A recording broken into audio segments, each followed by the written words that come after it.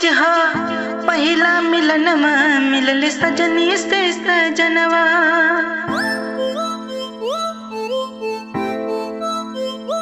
उनकर आंगे अंगुलाब नियन खिलल बाबा दनवा।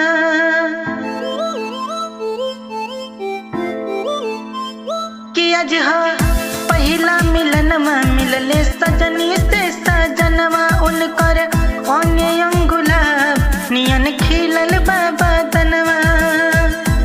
सुनी सुनी भगवान चमत्कार होखे दी। आज रानी जी के हमरा से प्यार होखे दी।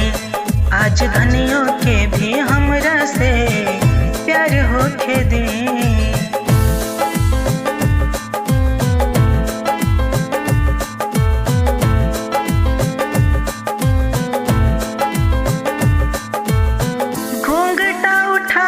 जब लड़ जाई नयनवा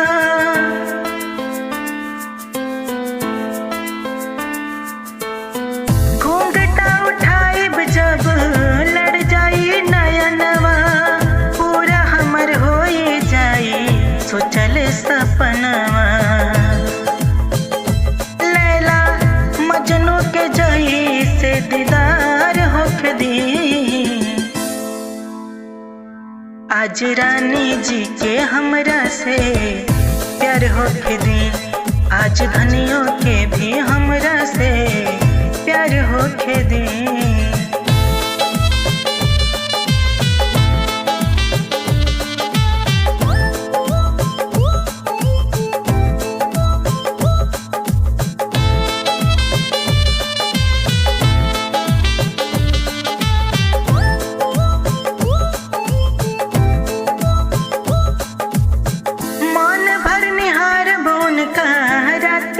बैठ के